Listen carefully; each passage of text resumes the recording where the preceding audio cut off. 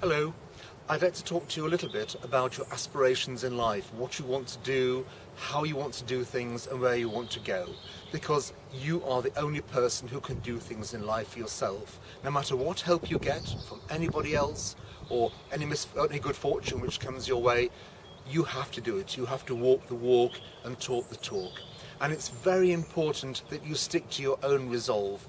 By all means, get professional advice to help you on your way, but at the same time, never ever ask for an opinion or advice from anybody who has an aspiration less than your own, because the answer will be only full of their negativity, their own fears and their own failures, and that's the last thing you want. You've got to surround yourself with positivity. So if you don't have positive people around you, forget it. Change the people around you. You must have positivity. You can't be a sponge to everybody else. A little story to go on is a frog race. Every year they have the race of the frogs. This year is no exception. All the frogs line up and they're going to go to the top of the local hill and down again, and of course the first frog down wins. At the front we have all the young frogs all round to go. We have the second line of frogs and we have the third line of frogs, all the more senior frogs as it were. And in that line of senior frogs we have a lady frog, a rather large lady frog, not particularly attractive, but nevertheless she's there and she's all round to go. And so the starting pistol goes and off they go, and all the young frogs are there racing up the hill, followed by the second line and followed by the third line. And they're all being cheered on by their friends and family. Come on, yeah. Except the lady frog, and she gets a few jeers. She gets a few people, oh, you won't make it, and all this. Nevertheless, undeterred, off she goes. And they get to the first stage, and a few frogs fall out.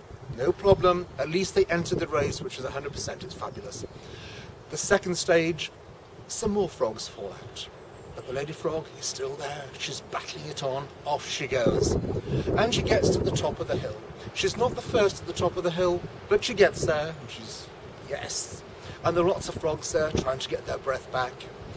The lady frog looks round and down the hill she goes.